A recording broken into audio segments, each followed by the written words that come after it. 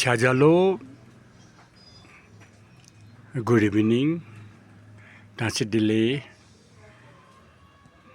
खाम्रिमो झुझुलपा सेवानी सेवारो मजोर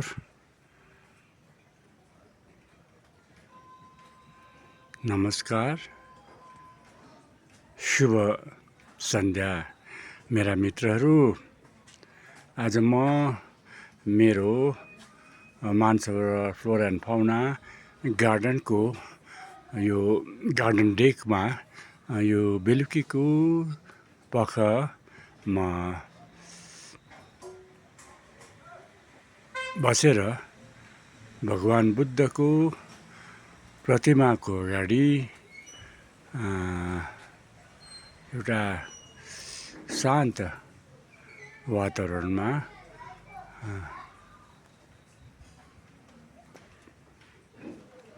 प्रकृतिको ठन्डा मौसमको रसवादन गरिरहेको छु। र आज बेलुकी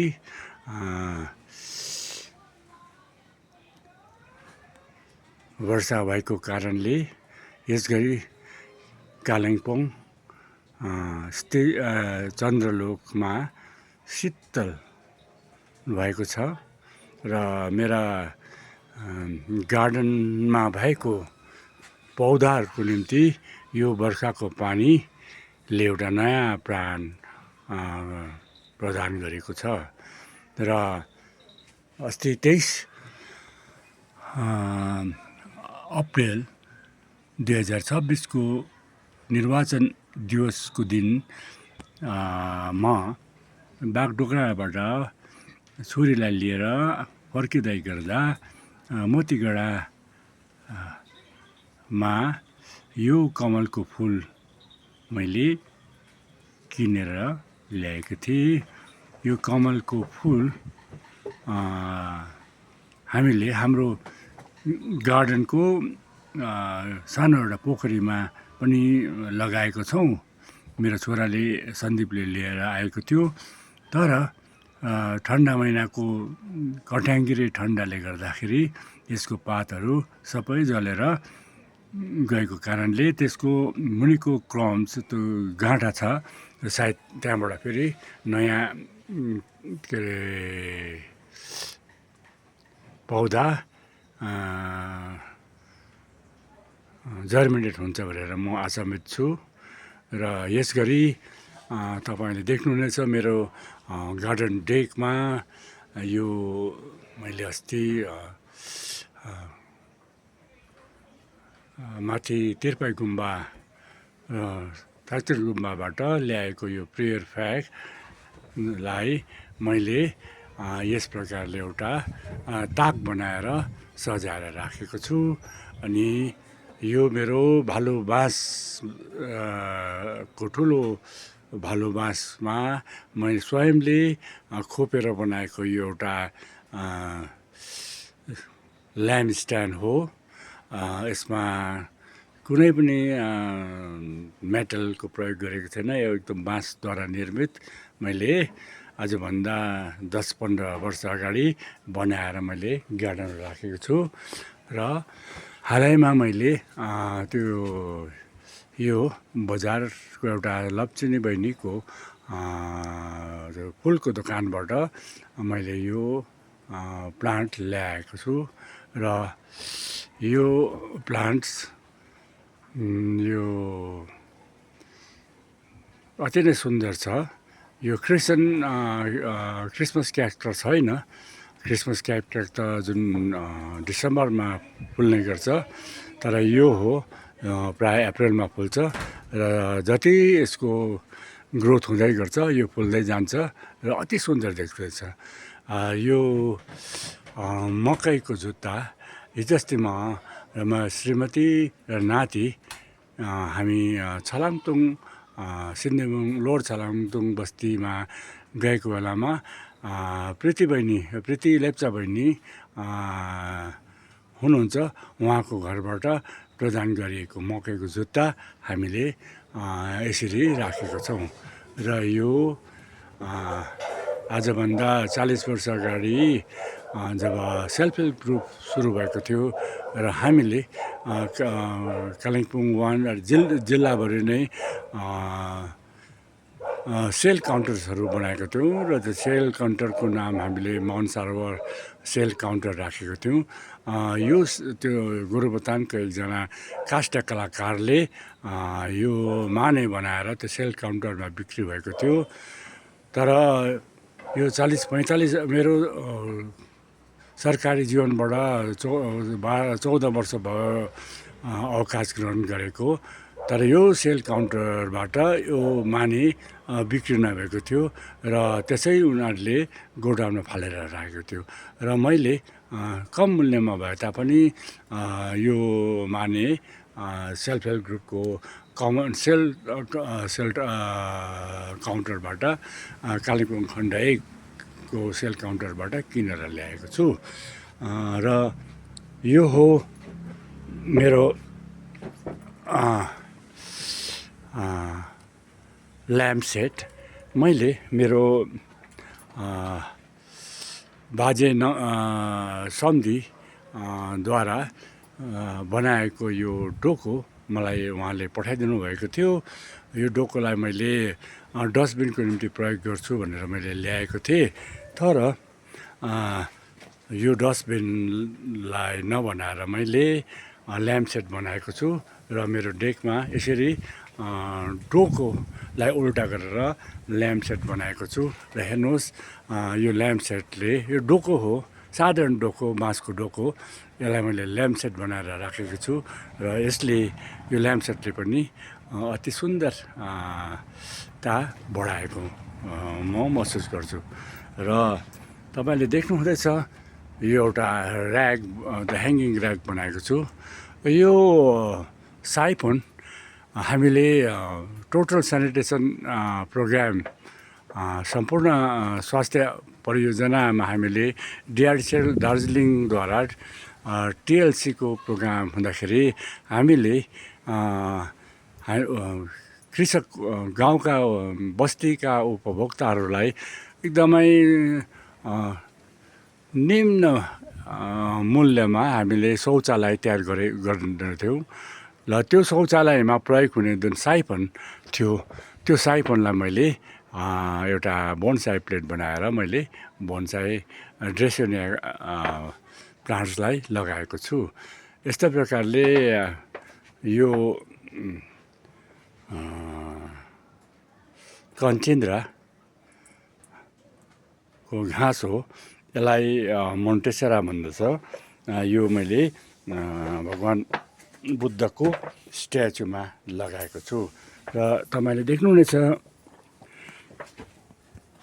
भगवान् बुद्ध कोले पद्मासन एउटा कमलको फुलमाथि पद्मासन गरेको छ र त्यही भगवान् बुद्धको प्रतीकात्मक स्वरूप अनि भारतीय जनता पार्टीको चुनाव चिन्हको एउटा प्रतीकात्मक रूपमा मैले यो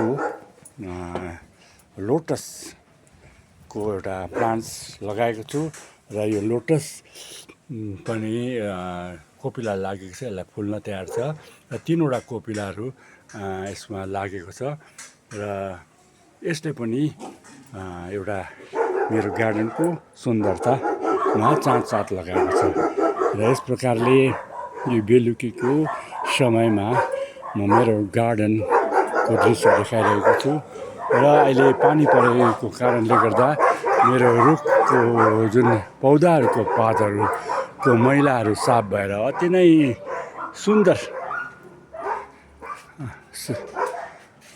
भएको छ, एकदम सफा देखेको छ। यो हो जिन्को बायलाको एउटा प्लान्ट, यसलाई फोसल ट्री संसारमा मानिने गर्छ। डाइनोसर्सको जमानाको यो प्रिय खाद्य पदार्थ, यो वृक्ष संसारैबाट विलुप्त भएको छ। तर कालिम्पोङको इन्डस्ट्रियल पार्कमा एउटा फोसल ट्री छ। त्यो फोसल ट्रीबाट ससाना हाँगाहरू निस्केको कारणले गर्दाखेरि कालिम्पोङका नर्सरी म्यानहरूले त्यसलाई ग्राफ्टिङ गरेर यो जो जिन्को बायलाको जुन वृक्ष छ त्यसलाई प्रोपोगेसन गर्नमा सफल भएको छ र यो मैले एउटा बोन्साई बनाएर मैले घरमा राखेको छु र यो जापानिज म्यापल यसलाई हिउँदमा पात झरेर अहिले हरियो पातहरू भएको छ र तपाईँहरूले यसको म्यापलको सुन्दरता देख्नुहुन्छ। अन्त यो हो जापानिज रेड चेरी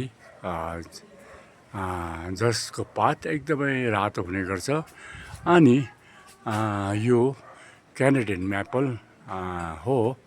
यो क्यानेडियन म्यापल को पातहरू भर्खर नयाँ पातहरू पलाएको छ र अहिले हावा पनि चल्दैछ र एकदम शीतल वातावरणमा सायद यो हावा चलेकोले गर्दाखेरि यो म्यापल्सको रुखहरू नाचिरहेको अवस्थामा भएको म महसुस गर्दछु। यो हो रेड म्यापलको एउटा बोन्साई ट्री जस्ट मेरो घरको अगाडि प्रवेशद्वारको अगाडि मैले यो लगाएको छु। यो पनि अति सुन्दर देखिएको छ र यो स्ट्याकहर्न 1986-87को समयमा म कालिम्पोङमा यो नयाँ कर्मचारी जीवनको एपोइन्टमेन्ट लिएर आएको समयमा मेरा सिनियर कलिग श्री स्वर्गीय टिबी थापाज्यूले मलाई कमसेकम 8-9 वर्षको एउटा सानो स्ट्याकहर्न फर्म दिनुभएको थियो। यो मदर प्लान्ट्स मोटामोटी अहिले 50 वर्षको उमेरको हो र यो मदर प्लान्टको यो सानो बच्चा पनि छ र यसरी मैले यो मदर प्लान्टको प्लान्टबाट धेरै मैले 40 वर्षको अन्तरालमा धेरै पौधाहरू मसिना पौधाहरू तयार गरेर मैले यो मेरो मानसरोवर फ्लोरा फाउना नर्सरीबाट भारतवर्षको विभिन्न ठाउँमा मैले यो आपूर्ति गरेको थिएँ र यसरी यो मेरो एउटा सानो डेक छ यहाँनिर खालि 2 जनाको निम्ति मात्र यो सानो डेक हो। यो डेक वरिपरि मैले येल्लो ब्याम्बोको पटहरू लगाएको छु। ससाना त्यो फालिएको मिल्क क्यारेटहरूमा र तपाईँले देख्नुहुन्छ यो चारैतिर यो सानो डेकमा त्यो येल्लो ब्याम्बोले जो फेन्सिङ नेचुरल फेन्सिङ गरेको छ र मैले ह्याङ्गिङ प्लान्ट्सहरू पनि लगाएको छु। यस प्रकारको ह्याङ्गिङ प्लान्ट्सहरू तपाईँले देख्नुहुनेछ। अनि यो नै हो मैले धेरै सालदेखि मेरो जुन गार्डनिङको जो हबी छ त्यसलाई मैले बचाएर राखेको छु।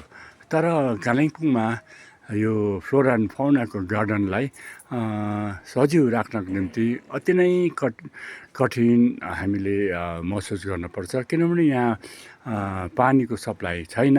नेचुरल रिसोर्सेसहरू हाम्रो चन्द्रलोक वरिपरि छैन।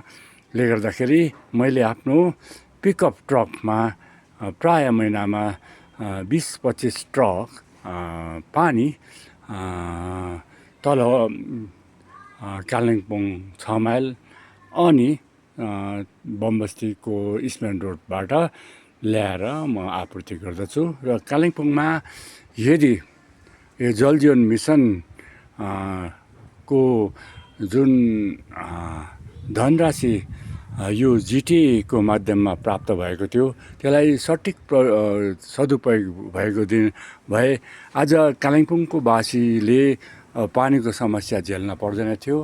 र हालैमा कालिम्पोङ मिनिस्ट्रीले मात्र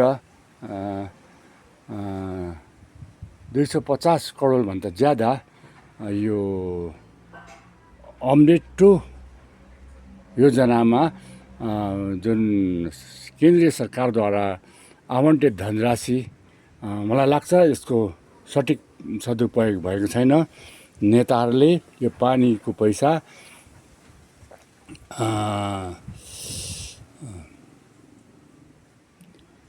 आफ्नो खल्तीमा राखेको जस्तो मलाई लाग्दछ। मेरो गाउँको छेउमा ठुलो एउटा ट्याङ्की छ, तर त्यो पिएचईको ट्याङ्कीमा एभ्री 4-5 दिनको अल्टरनेटिभमा पानी आउने गर्छ र हप्तामा 2 दिन मुस्किलले आउने पानी खालि 50 लिटर एक दिनमा आउँछ र मेरो घरको यत्रो ठुलो त्यो गार्डनमा अथवा मेरो घरको परिवारलाई 50 लिटरको पानीले त एकपल्ट दुईपल्ट मेरो सेनिटरी ल्याट्रिनमा फ्लस गर्दा नै सकिन्छ। ले गर्दाखेरि यो मानसरोवर होमस्टेमा मैले विगत 2013देखि मैले यो मानसरोवर होमस्टे सञ्चालन गरेर आएको छु र देश विदेशबाट मेरो होमस्टेमा अतिथिहरू आउने गर्छन्। तर मैले कुनै दिन पनि मेरो बाहिर देशबाट आउने अथवा भारतवर्षको विभिन्न मेट्रोपोलिटन सिटीबाट आउने हाम्रो अतिथिहरूलाई पानीको रासनिङ गरेको छुइनँ। उहाँहरूले लिबरली पानी चलाउन सक्छ र एक गाडी पिकअप 2000 लिटरको पानीको मूल्य चन्द्रलोकमा 900 रुपियाँ लाग्छ र यो अहिले जुन दार्जिलिङलाई 3Tले चिनिन्छ, टी, टुरिज्म एन्ड टिम्बर। सायद यो पानी छैन भने टी, टुरिज्म एन्ड टिम्बरको जुन यो व्यवसाय छ त्यो सम्भव नै छैन र सरकारले हाम्रामा टिस्टा नदी छ, बालासन नदी छ, यो रेली खोला छ, उता रङ्गीत खोला छ, विभिन्न खोलाबाट पानीहरू बगेर बाहिर त्यसै बगेर जान्छन् र हाइडल प्रोजेक्टहरूमा ठुल्ठुला ड्यामहरू बनाएको छ। तर ती खोलाहरूबाट यदि वाटर पम्पिङको माध्यमबाट पानी को व्यवस्था हुन गए यहाँका मानिसहरूले पानीको समस्यादेखि उन्मुक्ति पाउने थियो भनेर म आशावादी छु र सरकारलाई मेरो यो सानो त्यो भिडियो एउटा ब्लगको माध्यमबाट ध्यानाकर्षण गर्न चाहन्छु कि यो पानीको जुन ठेक्का छ त्यो एकदमै फर्स्ट क्लास कन्ट्रेक्टर इन्टरनेसनल्ली एक्लाइम जो कन्ट्र्याक्टरहरू हुन्छ उहाँहरूलाई प्रदान गरिएको भए सायद उहाँहरूले सठिक रूपमा यसलाई